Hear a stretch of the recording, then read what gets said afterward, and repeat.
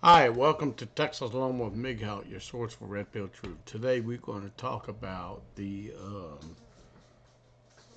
current situations happening in the world right at this moment. We're talking about the possibility of a draft. So, they sent letters to everybody, got everybody in the system, okay, in the computer system. They got everybody in the system. So, anyways, So right now we're just going to talk about the worst case scenario. Um, you know, here's what I'm coming up with. Way back in World War II, if you were gay, they didn't even let you go into the service. All right, and perhaps they're going to be relaxing some things on the military standpoint. We currently have soldiers, or we have soldiers right now in the services. Um, if a war does break out, they're gonna call all the reserves to the area, and we all know what's going to happen. That kind of like similar like Vietnam.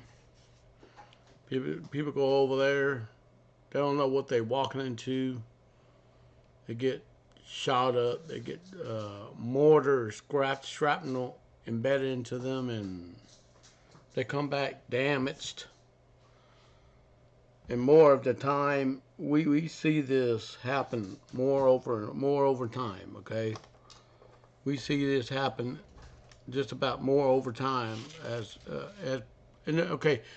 In World War II, it was very common to see wives stray off on their husbands. Well, that would be looked down upon by the population, so to speak. Are you following me? I'll give you a prime example. Let's just take a look at France, for example. When Germany invaded a half of France, there was actually two governments operating in France during World War II. Okay, we had the Vichy France. Then we had the other France that was occupied by the German forces. They had a puppet government. All right, I don't know what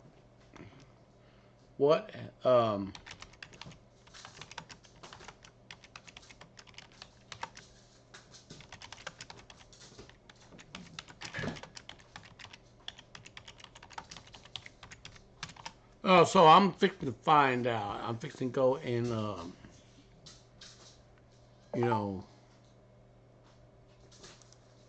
and we call these war brides. All right. So what that is, and actually that has happened,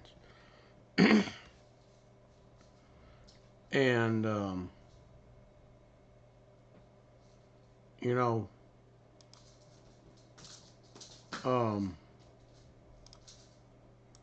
it's common to see this. So I just wanted to do a worst case scenario if a war breaks out, and it is very disturbing. And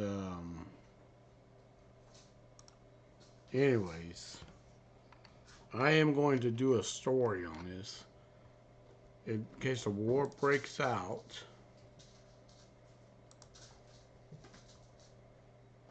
Um, anyways, I'm gonna go ahead and I'm gonna bring this up.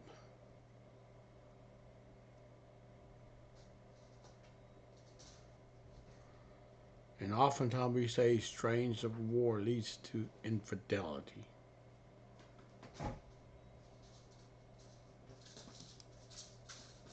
And they call these war brides.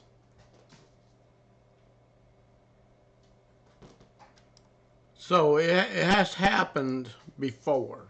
So it has happened before.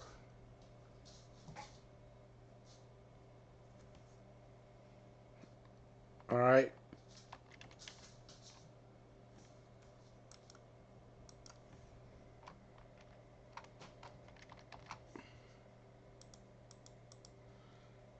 Um, it did happen. Seriously.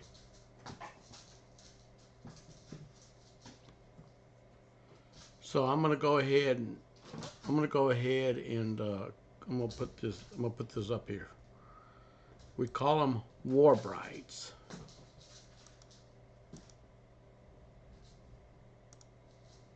There's a war bride, okay? War brides are women who married military personnel from other countries at time of war during military occupations. And it occurred great frequently during World War One and World War Two. Predominantly World War Two, all right. The largest, best documented examples of where the marriages took place between American servicemen and German women, which took place after World War II. By 1949, 20,000 German war brides immigrated to the United States. Well, they were in a relationship with the men in Germany. You see, it's estimated there are 15,000 Australian women who married American servicemen based in Australia during World War II and moved to the U.S. to be with their husbands. So this happens. This and anyways. So and anyways, that fly flying in my face. The reach for women married foreign soldiers leaving their homelands vary. Particularly after World War II, many women were in devastated European and Asian countries saw marriage as a means of escaping their devastated countries. So,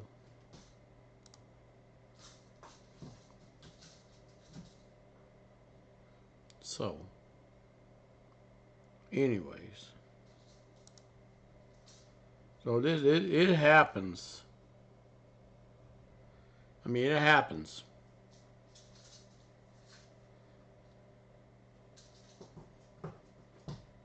Um, it's common.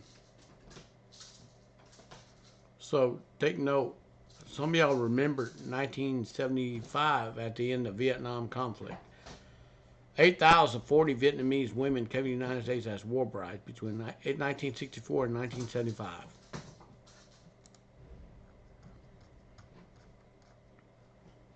Anyways, I don't see no infidelity here, but I'm gonna find you the source right here. So, oh yes.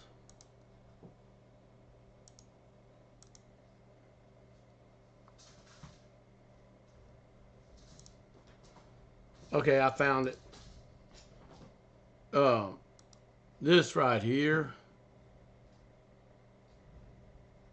This was a photo of 19. American GIs were told not to fraternize with the Japanese women, but they did.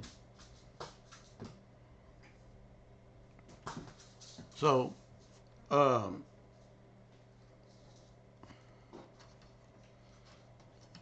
yeah, I mean, it damages the self-esteem of the Japanese when we went to the mainland after the bombs were dropped. Okay.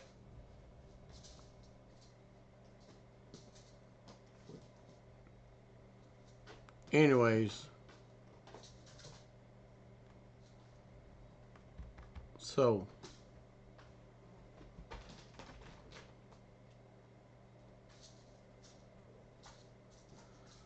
um,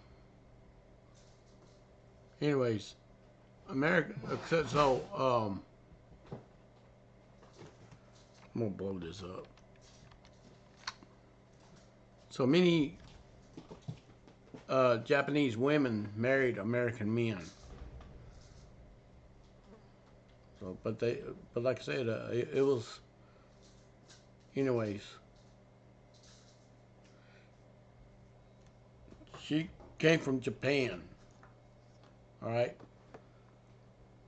So I realized we're gonna live on a chicken farm, chicken coop, manure everywhere. Nobody removed their shoes in the house. In Japanese homes, we didn't wear shoes. Everything was clean. I was devastated to live in these conditions, she says. They also gave me the new name, Susie. Like many Japanese war brides, uh, came from a fairly wealthy family, could not see a future in flattened Tokyo. Everything's crumbled because of the U.S. bombing. Couldn't find streets, stores. It was a nightmare. They were struggling for food and lodging. Didn't know much about Bill, his background. I took a chance. He asked me to marry him. I couldn't live there.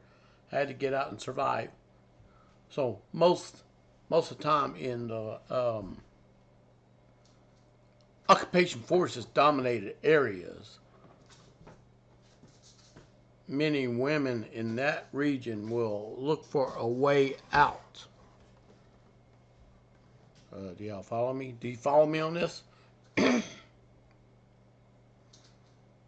So she had to get out and survive, according to what she said. Hiroko Sashisha married a GI named Samuel Bill. Tolbert didn't go down well with the relatives. So it was in World War II. My mother and brother were devastated when I married an American. My mother's the only one that came to see me when I left. I thought that's it. I'm not going to see Japan again, she says. Her husband warned her that people would treat her differently in the U.S. because Japan is the former enemy. More than 110,000 Japanese and Americans on the West Coast have been put into intermittent camps of the wake of Pearl Harbor. These were our own American people were put in the intermittent camps. But they never did report what kind of conditions they were in, okay? But more than 24 Americans were killed in that one day. That was in Pearl Harbor, when they attacked Japan on the Pearl Harbor, okay? It was the largest official force relocation in U.S. history, prompting fear that members of the community might act as spies and collaborators to help the Japanese to launch further attacks. So this here is a civilian exclusion order for Japanese Americans. So, and in that 45, but emotions ran high in that decade after that followed. The war has been a war without mercy, incredible hatred and fear on both sides. The discourse was heavily racialized. America was a pretty racist place at that time, and the blacks and the whites got together. They were not racist at that time because they were on the same page of following, this World War II issue. They actually forced integrated. When that one soldier got killed after that, bullet hit him, he grabbed that gun and actually went and, he did not see the color of his skin. He went in there and fought with everything. He downed many Japanese planes, and then when the militaries acknowledged, when they saw this and acknowledged this and heard about this, they gave that guy a Purple Heart, and I think he passed away many years ago, okay? So, and luckily, Hiroko found a community around her new family, rural farm in the Elmira area of New York, welcoming, she said.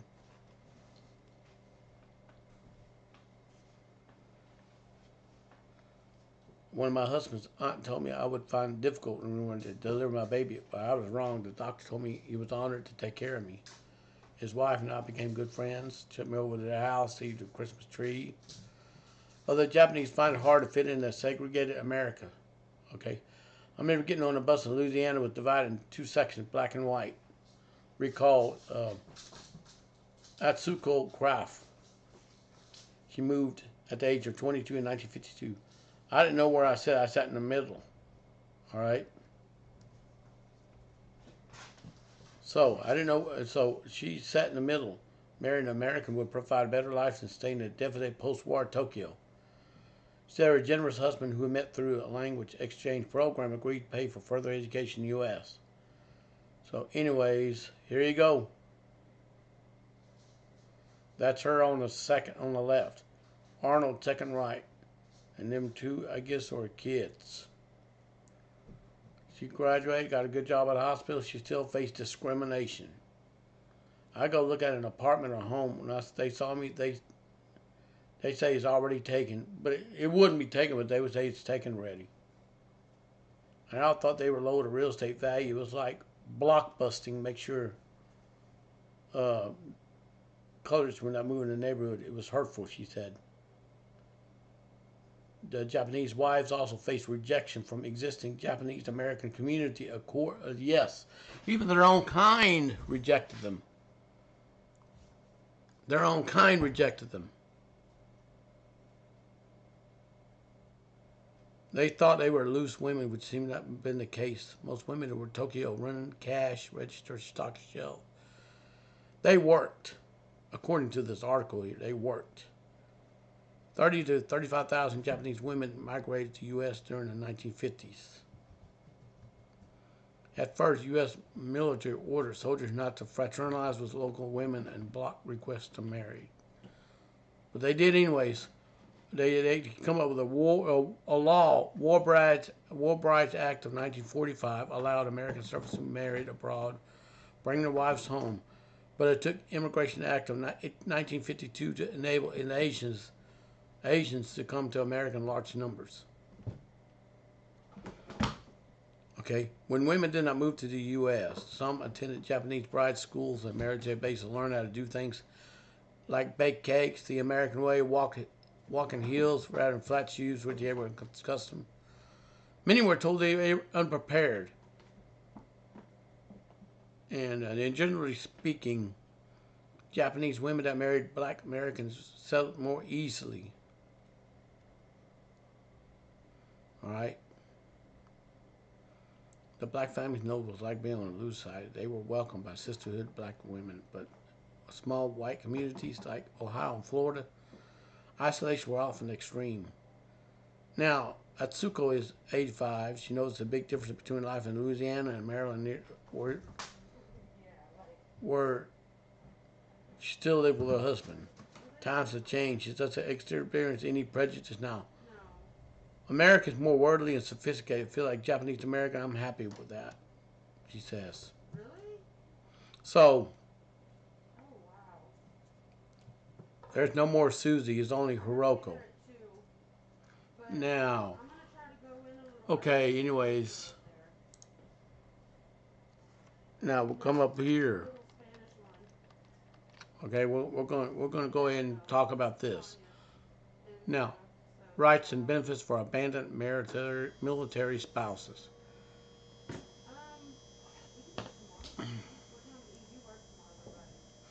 Okay. Family law defines abandonment as acts of deliberately leaving one spouse without consent or notification. In many cases, no intention of returning. If your service member spouse has left you, you know you have rights and entitled to support. I'm glad this is put in place. Okay? I'm glad this is put into place right now, okay? And your military benefits. The military benefits you're entitled to as a military spouse are included, but aren't limited to. Okay. Every woman would want to marry a guy that's in the service. But she'll get in her head to go mess around with some other guys, get pregnant, and the child would not be that serviceman's child to get these benefits. So maybe if they were to actually modify this strictly for the service personnel, the military personnel, see what I'm saying? And do a DNA test on a child to make sure it belongs to that personnel. And I'll guarantee you infidelity with a military personnel will either slow down or stop. Because a lot of this is happening under our noses, and most people don't even lift a finger, they don't lift anything. You get housing allowance. So, housing allowance, okay? Military ID card. Your service member cannot take your ID card away, even though you continue to access privilege ID card, even if your spouse leaves you. Medical benefits, you're entitled to medical benefits through your service member, if you're estranged for as long as you stay married. Wow. Installation support services, you have access to child care facility and all that. Legal assistance can help you work through divorce proceedings. Oh, nice, sweet.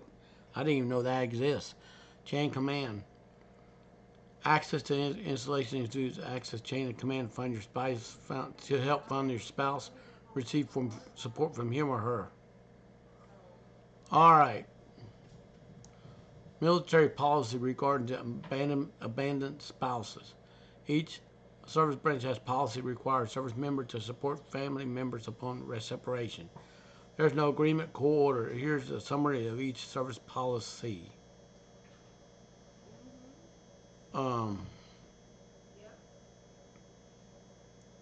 Anyways. Oh, get this. Now, to the women out there that watch my videos, if you're thinking about marrying a serviceman, you go through basic training, and you go cheat on him. I want you to read this, and I need you to understand. Keep these details in mind. These policies are designed to be temporary measures, so you may be better off seeking court order or temporary support and maintenance. Your spouse could be punished under Article 92 of the Uniform Code of Military Justice for violating a law, general regulation. Okay, if he fails to pay support. So, the service member support obligation may be waived under certain circumstances if there's no court order. Okay, spouse income is higher than the service members, or okay, all right. They get allotment and all this. Now, you go out there and do it, you may be punishable in the military law. So, I'm going to go ahead and do this. Not unknown. Most people are people. People away from their spouse always have a percentage that forgot their vows. Both men and women, men overseas forgot their promises too often. Women whose husband's gone for years also have not always been faithful. My husband born in 44. His father left to Europe in March of 44. He was born in August. Had friend grown up and born in October 44. His father had been gone since 43. From what my mother-in-law said, marriage was difficult after husband came back for years. And it's not always for the military wives. Sometimes some women do hold their vows sacred. Okay? Some don't. All right. And when he came back for several years, his girlfriend showed up from England with their child, and the situation totally blew up.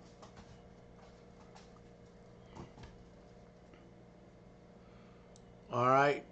If there's a record kept of all Dear John letters sent by wives, it might be answer part of that question. Nature being both men and women have urges at that time to all spaces catch up to. There are many soldiers that had at that time in need when fighting in foreign countries. It worked both ways. There's no way to record that fact. Simple answer is many. So, I was a Marine. I always heard of cheating wives. And I can't tell you this reason because I'm assuming it may have something to do with it. I worked in the aviation squadron, worked very long hours, especially when we had to train and deploy. Deployment training is long, and we were constantly gone from home. Keep in mind, this is just training to deploy, not deployment yet. Many times, squadrons are short of people, therefore others have to keep working long hours to finish something that needs to be done. All right. In my opinion, I know there's two types of men. Some men kept everything to themselves. Other men actually communicate with their wives.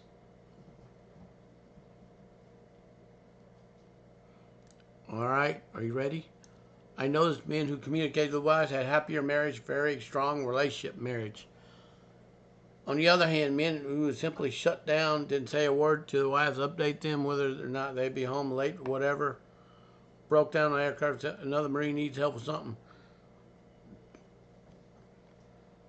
Through the observance, men who communicated had very understanding wives. I remember hearing several phone conversations. We're in the same room. I was able to hear everything. His phone was not, most time, on speaker. All right.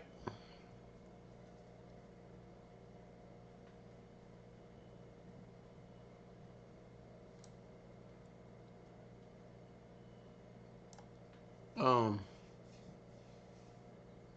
Anyways, Marine, hello, wife, hi baby. I was wondering if I should cook now or not.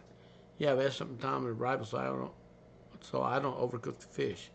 Seriously, geez, what's up with this unimportant question? How about you just cook and I'll rewarm it up when I get home? Why are you being such a jerk?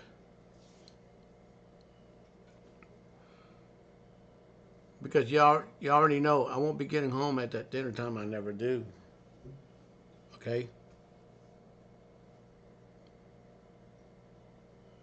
Now, I know you're not getting home at dinner time. That's why I'm asking. I just want to have an idea what time you'll be here so you'll have a nice warm dinner. But okay, see you home.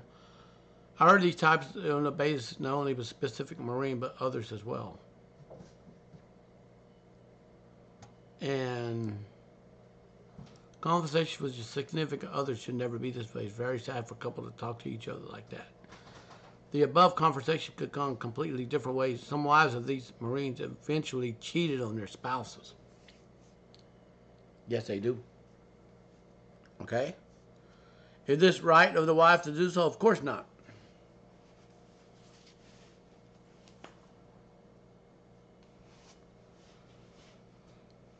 Of course not.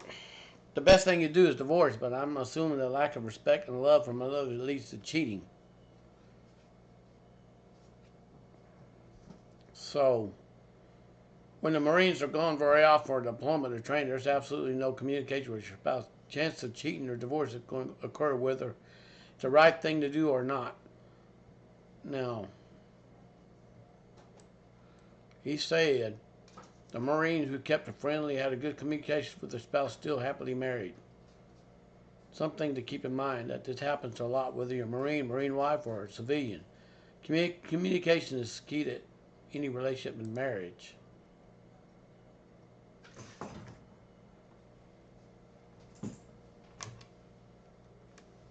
And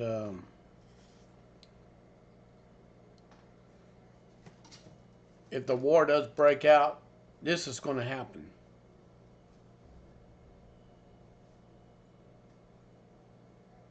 It is going to happen in every branch. Anyway, every military, every branch is going to do this.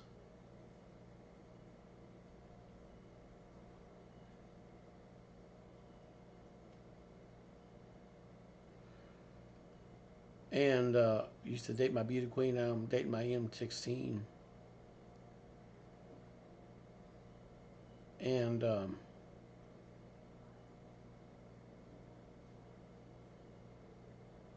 there's a very song right here. This song.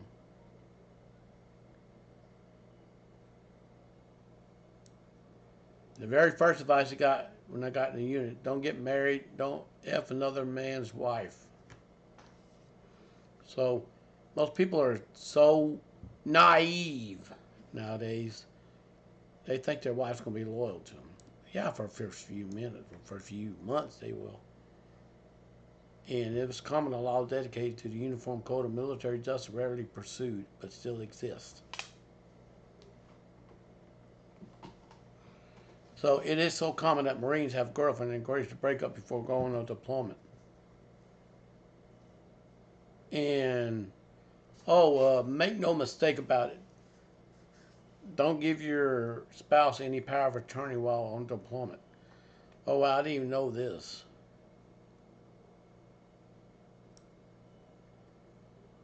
So I'm glad to make sure I don't have a GF when I was in the military for 6 years. I saw so many careers being ruined by cheating spouses on both sides of the aisles. If you're thinking about joining the military, do not F the other soldier spouse or get married or whatever. Wow.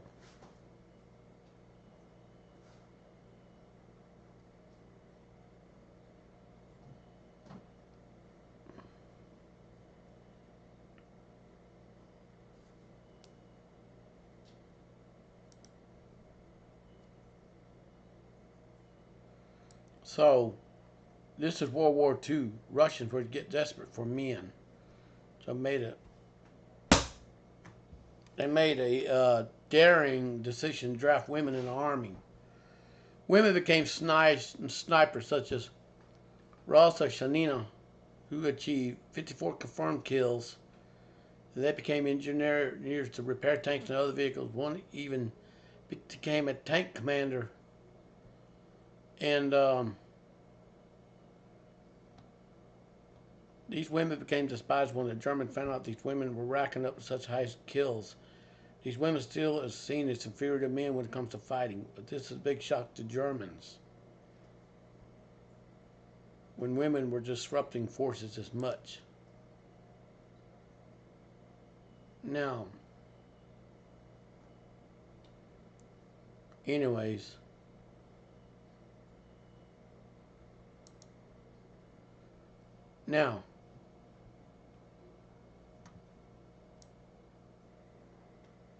anyways, I was okay for our first deployment. I hated you for volunteering for the second deployment, despised you for not fighting to get out of the third. Alrighty. Anyways, so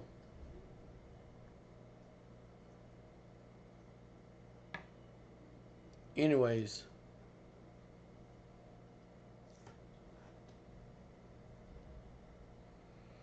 and I'm gonna give hats off to the Brits from UK for saying this piece right here. All right, one deployment will destroy a bad marriage. Two deployments will ruin a good marriage. Three deployments will wreck a strong marriage. So I guess I had a strong marriage, but she hated being alone, not having me there catering to her. But it worked out. Me and a lady in the Air Force now engaged a similar issue with her ex-husband never served.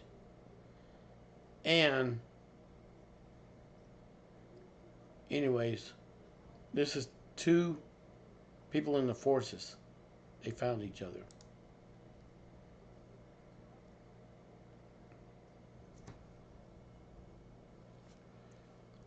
Anyways, so this does happen.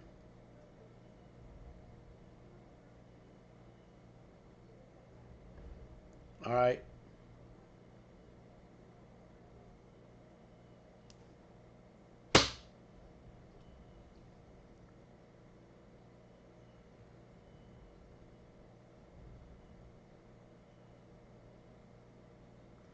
So mine never cheated on me or her. Have 10,000 plunkers pointed at her every damn day on the base. So, anyways,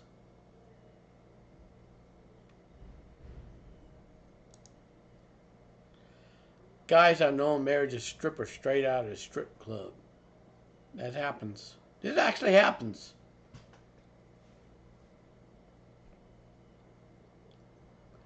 And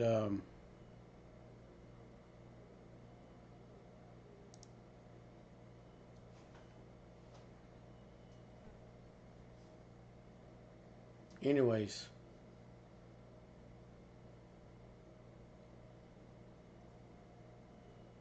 so it's very rare to find a loyal spouse, someone that is loyal.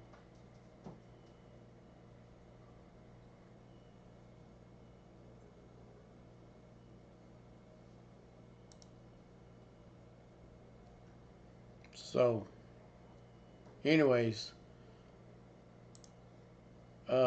military adultery rules. Okay, do you know what? The marriage in the military is equal. Divorce to be equal to.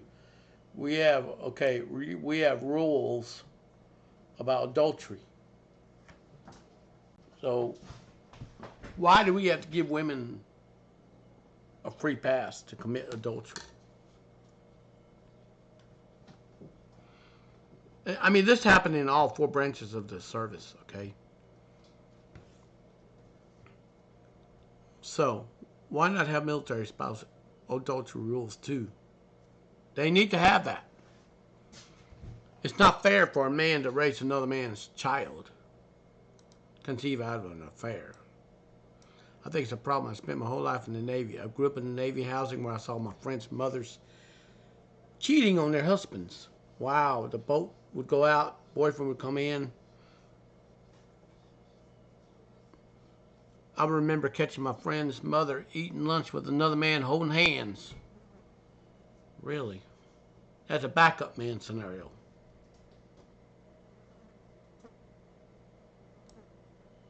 As an adult who's married to service member, I've come across spouses who cheated on their service member when trying to evade punishment and simply not worried about it. While the service member is held to a higher standard, these spouses aren't. No, they're not really real danger. And I'm in a couple of online groups, Navy spouses. Some of what I see is astounding. I read posts from women who are pregnant by a child from a long-time lover or one-night stand who get online asking for legal advice. Make sure their servicemen and husbands still pay for the children. At the least, the spouse want to make sure they come out well in divorce, no matter what they've done. This happens a lot, people. This happens a lot. If you're 18 and you decide to get married, listen. Take the damn red pill, okay?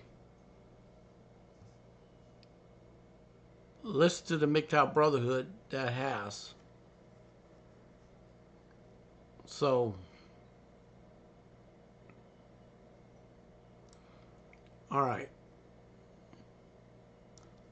My husband and I were talking about such a case. He said it isn't fair that a service member be thrown out for infidelity when the spouse who cheat has no penalty at all. That's right. That's right. That is right. You might have a point. Many of us live in no-fault divorce states, which you don't have to prove there was any wrongdoing to get a divorce. I wonder if we need some kind of new adultery rules for military spouses. I think we do. It's only fair and square. Women, if you're going to go out there and get your holes drilled by another guy because he sees you as available, that other guy should pay the price, not your husband. Really, seriously. Correct rules about infidelity in the service should be staying. Adultery is against UCMJ Article 134 for a good reason. You know what? I'm going to go ahead and open that.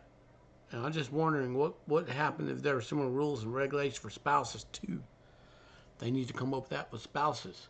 I promise you, if they do that and take that baby and give that baby up to adoption, forced adoption, that should stop it. Want to have a rule that states a spouse cheats, service member will automatically pay no alimony, get dibs on custody of children, and be completely free of responsibility for any children out of wedlock as soon as the paternity test is given. Why not? Why not have a paternity test? because this will show she cheated. You see?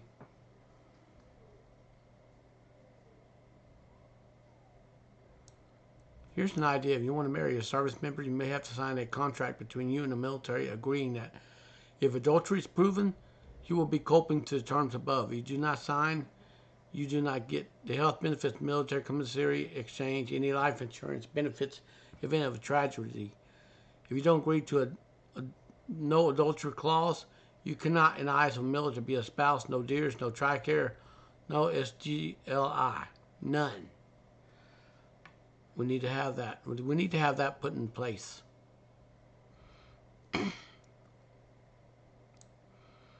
Adultery takes a resulting divorce takes a toll on our military by toll on the wonderful men and women who serve. Yes, they should be recognized. Expectation of good conduct and forthrightness should cut both ways. Maybe such contracts would deter some people from marrying or keep some people honest. Listen, this current generation right now that's alive, that's young and dumb, will not agree with this.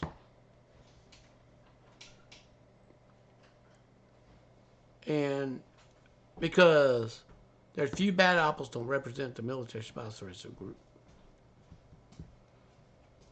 Okay.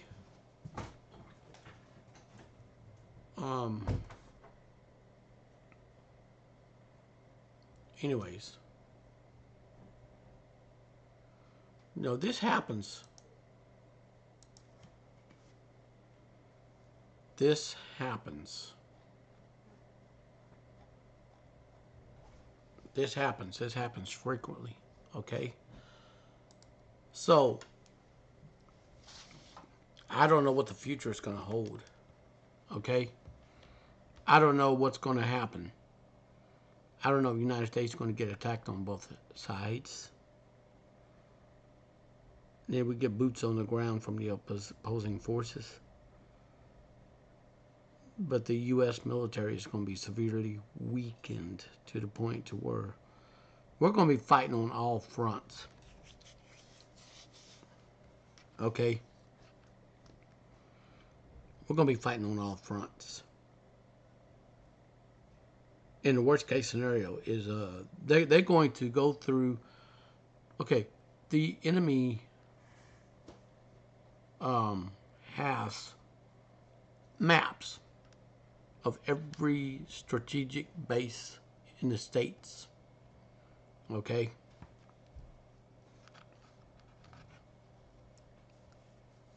I just want you to be aware of this. It kind of reminds me of when Alcoa was operating in an adjacent town from where I lived at, or used to live at.